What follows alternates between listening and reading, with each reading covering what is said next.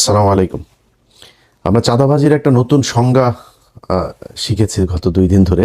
আপনারা নিশ্চয়ই শুনেছেন, সড়ক সেতু মন্ত্রী যিনি আছেন রবিউল ভাই, তিনি এক সংজ্ঞা আমাদেরকে শিখিয়েছেন। রবিউল ভাইয়ের চেহারাটা দেখলে আমার একটা টকশোর কথা মনে হয়। এই চ্যানেলের এই হিজড়াটা আছে না, সময় ইসলাম, এটা এক টকশোতে ওনারা ডেকে নিয়ে ওই সময় ইসলাম যখনই বিএনপির কোনো লোকজনের ডাকতো, এদেরকে আওয়ামী লীগের সাথে মিলে একসাথে অ্যাটাক করতো। তো এর এক পর্যায়ে রবিউল ভাই সব খুলে টুলে দিয়ে উনি টকশোর মাঝখানেই বের হয়ে চলে এসেছিলেন। ওইটা আমার খুব মনে হয়, এবং উনি কথাবার্তাও খুব সুন্দর করে বলতেন। তো হঠাৎ করেই ধরেন বিএনপির লোকজনের এই নির্বাচনের পরের দিন থেকে ওনাদের বডি ল্যাঙ্গুয়েজ, ওনাদের কথাবার্তাগুলো শুনলেই না মনে হয় সেই আওয়ামী লীগের একটা লোক বোধহয় কথা বলছে। একদম চেহারা, কথাবার্তার ধরন, দাম্ভিকতা, এগুলো ওই ঠিক আওয়ামী লীগ যেভাবে। এই যে মন্ত্রণালয়টা, এই মন্ত্রণালয়টাও কিন্তু, এই সড়ক সেতু মন্ত্রণালয় কিন্তু ছিল কাওয়া কাদেরের। এই কাওয়া কাদেরও কিন্তু ঠিক এইভাবেই কথা শুনলেই শরীর জ্বলতো। তো বিএনপির যেই ভাইদের কথা শুনলে এত ভাল লাগতো, একদম নিজের মনে হইতো এরা আমার আমার আপনজন, আমার আপন ভাই, এরকম মনে হইতো। সেই মানুষগুলো হঠাৎ করে রাতারাতি এত চেঞ্জ হয়ে গেল, বিশেষ করে নির্বাচনের এই আগের থেকে। অনেকে আমাদের প্রশ্ন করেন, ভাই আপনারা কেন সরাসরি বিএনপির বিরুদ্ধে? এই আজকে যে বাংলাদেশ দেখছেন না, এটা আমরা অনুমান করতে পেরেছিলাম, এই জন্যই বিএনপির বিরুদ্ধে গিয়েছিলাম। তো ওনারা নির্বাচনের আগে থেকে আওয়ামী লীগের লোকজনকে করে দিবে, আপনার নির্বাচন এই রাজনীতি করার সুযোগ দিবে, সব মামলা তুলে নিবে, এই যেগুলো বলেছে, এবং সেটা এখন করছে। আপনারা দেখছেন বিভিন্ন জায়গায় অফিস টফিস খুলে দিচ্ছে। তো এটার বিএনপির সামনে ধরেন দুইটা পরিণতি এখন, যে অবস্থায় তারা চলছে সেটাতে। 1981 সালে জিয়াউর রহমান এইভাবে এই হাসিনাকে নিয়ে এসেছিল। 17 দিনের মাথায় জিয়াউর রহমানকে হত্যা করা হয়েছিল। খালেদা জিয়া, তিনি এই আপনার 96-এ যখন এই হাসিনাকে আপনার স্পেস দেয়, উনি কিন্তু 15ই ফেব্রুয়ারি একটা নির্বাচন করেছিল 96-এ। সেই নির্বাচনে আপনার জামাত আওয়ামী লীগকে অংশগ্রহণ করেনি। হাসিনা, খালেদা জিয়া চাইলে থাকতে পারতো, এমন কোনো আন্দোলন হয়নি, এমন মানুষজনও মারা যায়নি, ছেড়ে দিয়েছেন। ছেড়ে তারপরে 12ই জুন 96 আবার আরেকটা নির্বাচন দিয়েছিলেন। ওই সুযোগ দিয়ে তারা আবার 96-তে আসতে দেওয়া হয়েছে। 96-তে আসার পরে কি করেছে সেটা আপনারা জানেন। এরপরে 2001 থেকে 6 খালেদা জিয়া জোর করে থাকতে চেয়েছে, কিন্তু মানে বিএনপির সমস্যাটা হলো, বিএনপি যদি চুরিও করে, মানে ল্যাটায়া বেটায়া ওইটারে পাশা পোসা হাগু দিয়া নষ্ট করে গন্ধ বানায় ফেলে। আওয়ামী লীগ সেটা খুব স্মার্টলি করে, এটাই হলো পার্থক্য। তো এরপরে খালেদা জিয়া সুযোগ তাদেরকে দিয়েছেন। সেই সুযোগ দেওয়ার পরে 2013 সালেও আরেকবার খালেদা জিয়া সুযোগ দিলেন, 14 সালে নির্বাচনের না এসে। তো এই আওয়ামী লীগ খালেদা জিয়ার পরিবারকে কতটুকু ক্ষতি করেছে, এটা ভাই আমার বলার কিছু নাই। এটা জিয়া পরিবার জানে, তাদের পরিবারে আমার বিশ্বাস যে আমার চাইতে বেশি কষ্ট তাদের জন্য হয়। এরা যদি আসে তাহলে বিএনপির পরিণতি কি হয় সেটা 17 বছর আমরা দেখেছি, এটা নতুন করে দেখার কিছু নাই। অতএব তারা যদি এদেরকে নিয়ে আসে, এসে মনে করেন আওয়ামী লীগকে নিয়েই তারপরে করলো, তো জোর করে যদি থাকতে চায়, বাংলাদেশে খুব নিকট অতীতে আমরা এর পরিণতি দেখেছি যে সেটাতে কি হয়। বিএনপি সেই পরিণতি ভোগ করতে হবে যদি তারা জোর করে ক্ষমতায় থাকতে চায়। আর যদি তারা মনে করে নির্বাচন করবে, গণতান্ত্রিকভাবে জামাতের সাথে রাজনীতি করবে, জামাতের সাথে রাজনীতি করতে গেলে জামাত আপনারা যদি নাকি স্বর্ণ দেখায়, আপনি তো আর এই তামা দিয়ে তো তার সাথে রাজনীতি করতে পারবেন না। জামাত রাজনীতি করে নিজের পকেটের টাকা দিয়ে, তারপরে সংগঠন চালায়। আর আপনি চাঁদাবাজির টাকা দিয়ে সংগঠন চালাবেন, এরকমই হবে। এই যে রবিউল ইসলাম ভাই, উনি একটা কথা বলেছেন, মানে উনি কথাটা হয়তো খুব কৌশলে, এর আগেও তো এই চাঁদাবাজি হতো, ওবায়দুল কাদের কোনোদিন স্বীকার করেছে এইভাবে বলেছে কখনো? বলতে হবে কি, আপনি দেখেন প্রতিটা মন্ত্রী দুর্নীতিকে, এই যে এহসানুল হক মিলন দুর্নীতি করেন আগের বার, দুর্নীতির বিরুদ্ধে ব্যাপক কি করা হবে, সবাই দুর্নীতির বিরুদ্ধে, সব কটা মন্ত্রীর বক্তব্য দেখবেন একই রকম। এইটাই হচ্ছে স্মার্টনেস, বাংলাদেশের স্মার্টনেস এইটাই। চুরি করবে প্রতিটার পেটের মধ্যে, বাংলাদেশে এই পর্যন্ত যত মন্ত্রী গিয়েছেন সব কটার পেটের মধ্যে দুর্নীতির টাকা, মানুষের ভিক্ষার টাকা, চুরির টাকা, এরা প্রতিটা মন্ত্রীর পেটের মধ্যে। এরা এই দুর্নীতি করার জন্যই এমপি হয়, মন্ত্রী হয়। আজকে যেই কথাটা রবিউল ইসলাম বলে দিয়েছেন, এইটা আগের মন্ত্রীরা বলেন নাই, বা ওনার আশপাশের মন্ত্রীরা বলেন না, এটাই স্বাভাবিক।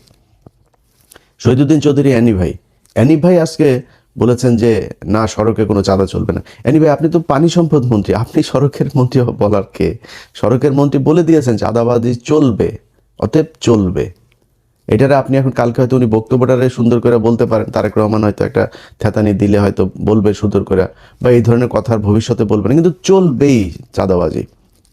উনি খুব স্পষ্ট করে বলেছেন যে সরকারি দলের যেই শ্রমিক সংগঠন, তাদের দল চালাতে টাকা লাগে। বক্তব্য কিন্তু খুব স্পষ্ট। শ্রমিক সংগঠনের এই সারা দেশে বিশাল আকারের আপনার সংগঠন, এই যে চান্দা আব্বাস ছিল শ্রমিক নেতা, তো এরা তো শ্রমিক না, এরা তো চলে। তো এরা কিভাবে চলবে? এরা চলতে হইলে আপনার ওই চান্দা তুলতেই হবে, এই ছাড়া কোনো উপায় নেই। সো আপনাকে রাস্তা দুইটা, হয় নিজে চাঁদা দিয়ে তারপরে দল চালাবেন, নাহলে চাঁদাবাজি করবেন, এছাড়া বিশাল এই দল চলবে না। এখন জামাত ইসলাম কি করে? নিজেরা চাঁদা দেয়, দিয়া তারপরে দল চালায়। একজন রুকন, তার বেতন যদি হয় 1 লাখ টাকা, প্রতি মাসে 5,000 তাকে মাস্ট তাদের কোষাগারে দিতে হবে। এটাই ওদের রাজনীতি। এখন এরকম একটা রাজনীতি করা দলের সাথে আপনি চাঁদা নেওয়া রাজনীতি করবেন, তো মানুষ তো সেটা সহ্য করবে না। সো সেক্ষেত্রে আলটিমেটলি যেটা হবে সেটাই। সো রাস্তা আপনার হাতে দুইটা, একটা হয় আপনাকে রাজনীতি চেঞ্জ করতে হবে, এই আপনাদের যে পলিসি সেটা চেঞ্জ করতে হবে, করে নিজের পকেটে টাকা দিয়ে নিজে রাজনীতি করবেন, অথবা শেখ হাসিনার মতো ফ্যাসিস্ট হবেন, জোর করে ক্ষমতায় থাকবেন, কোনো কথা শুনবেন না, কিছু হলেই বলবেন যে সংবিধানের দোহাই, কারণ আপনাদের 2/3 আছে এখন, এবং এই 2/3 তো আপনাদেরকে খুব পরিকল্পিতভাবেই দেওয়া হয়েছে। এই ডক্টর ইউনূস আপনার যেদিন লন্ডনে যায় সেদিনই তিনি নির্ধারণ করে দিয়ে এসেছেন যে বিএনপি ক্ষমতায় যাবে, তাদেরকে 2/3 দেওয়া হবে। যত দুর্নীতি, চাঁদাবাজি, ধান্দাবাজি এই তত্ত্বাবধায়ক সরকার যা করে গিয়েছে, এটার বিরুদ্ধে বিএনপি কিছু বলবে না, সবাইকে সেফ এক্সিট দেবে। যে দেশে থাকতে চায় দেশে থাকার ব্যবস্থা করে দেবে, এরাও থাকবে না বেশি দিন। আসিফ নজরুল ধরেন দেশে আছে, এখন থাকবে না। ওই যে আইসিটির ফয়েজ তায়েব চলে গিয়েছে, এগুলো সবগুলির একটা একটা করে কি কি আকাম কুকাম করেছে, এই এখন ধরবো। ক্ষমতায় যখন থাকবেন তখন বলতে না পারলে ক্ষমতার পরে তো বলতে পারবো। সো এখন ধরা হবে একটা একটা করে। ফয়েজ তায়েবরে নিয়ে কাজ চলছে। তো এই আসিফ নজরুলরা এরা 2 দিন পরে দেখবেন চলে গেছে, কারণ টাকার তো অভাব নাই, দেশে থাকবে কেন? বউরে দিয়ে আপনার এই কালেকশন করাই তো, নিউজও তো হয়েছে, আপনারা দেখেছেন। তো এখন এই যে এরা ওই সময় বলে করে দিয়ে গিয়েছে যে তোমাদেরকে 2/3 দেওয়া হবে, 2/3 দিয়ে সংবিধান এবার যেমনে মনে চায় তেমনে তারা কাটছাট করে তাদের মতো করে সংশোধন করবে। এইটাই ছিল হয়েছে যে এই তত্ত্বাবধায়ক সরকারের মূল এজেন্ডা। এর বাইরে এই যে সরকারটা গেল 1.5 বছর, 1.5 বছরে বহু কিছু করা সম্ভব। সবচাইতে দুর্বল আর দুর্নীতিগ্রস্ত একটা তত্ত্বাবধায়ক সরকার ছিল, যেটার আমরা বিপ্লবী সরকার বলতাম, সেই বাঞ্চোতরা ছিল সবচাইতে বেশি দুর্নীতিগ্রস্ত। এদের মতো দুর্নীতিগ্রস্ত আর একটা সরকার এই পর্যন্ত বাংলাদেশে তত্ত্বাবধায়ক সরকারে আসে নাই। এমনকি এই যে মঈনুদ্দিন ফখরুদ্দিনের যে সরকার না, আমার তো মনে আছে, এদের চাইতে বহু সততা নিয়ে তারা কাজ করেছে। তো তারা আমাদের হাতে এখন ঝুলাই দিয়ে গেল একটা দুর্নীতিগ্রস্ত সরকার, এটার নিয়ে এখন আমাদের থাকতে হবে। তো বাংলাদেশের মানুষের কাছে আমার একটা একটা জিজ্ঞাসা থাকবে যে এই দেশের মানুষ কি মানে এই ঝাড়ুদার হয়েই থাকতে চান, চকিদার হয়েই থাকতে চান?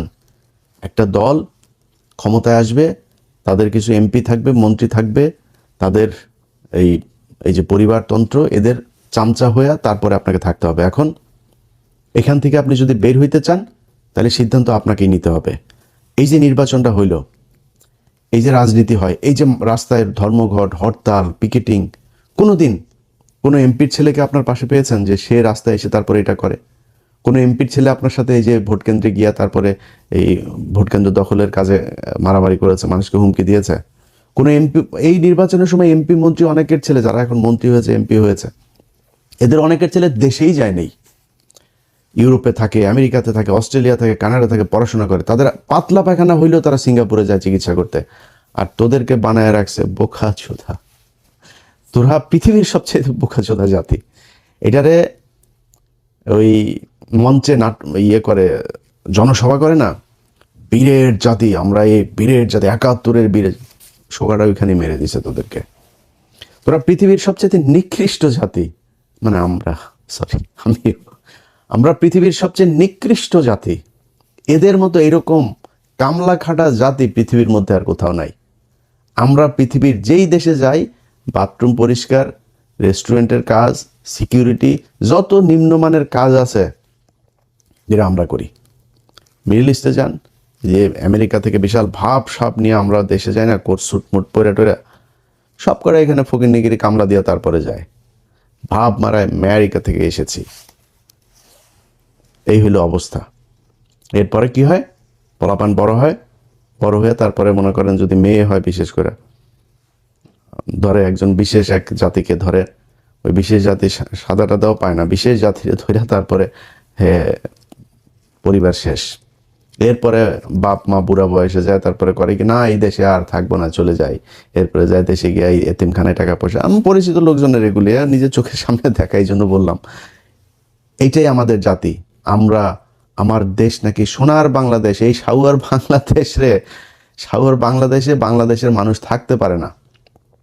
দেশের মানুষ বাইরে যায়, কামলা দেয়, টাকা পাঠায়, সেই টাকা ওরা পাচার করে বিদেশে পাঠায়। এটাই হলো বীরের জাতি। তোদের যদি লজ্জা থাকে তাহলে ভবিষ্যতে এদের এই ঠিকাদার, পাহারাদার, চৌকিদার, কামলা দিতে সামনে আর যাবি না। তোদেরকে দিয়া এই নির্বাচনের মাঠে কেন্দ্র দখল করায় তোদের কি চাকর বানায়, তোরাই চাকর। প্রতিদিন এই যে ট্রাকের মধ্যে থেকে যে চাঁদাগুলি নেন, এটা কিন্তু এমপির কোনো ছেলে নেয় না, মন্ত্রীর কোনো ছেলে নেয় না, কিন্তু এটা টাকার ভাগে একদম শেষ মাথা পর্যন্ত যায়। টাকাটা উঠায় কাঁদে দিয়ে তোরে দিয়ে উঠায়, তুই কামলা, ওইখানেও তুই কামলা। সো এই তোদের মতো কামলাদেরকে দিয়া এই দেশে এরা রাজনীতি করে এদের ছেলে মেয়েদেরকে বিদেশে পড়াশোনা করায়, নিজেদের কিছু হইলে তারপর ট্রিটমেন্ট নিতে যায় সিঙ্গাপুর, থাইল্যান্ড, ব্যাংকক। বাংলাদেশে এদের ট্রিটমেন্টও নেয় না এরা। এইভাবেই চলছে, একদম চোখের সামনে এইভাবে চলছে। প্রতিটা মন্ত্রী এমপি সব করার সন্তানের পেটের মধ্যে চুরির টাকা, দুর্নীতির টাকা, এই দেশের মানুষের ভিক্ষা করা টাকা, এগুলি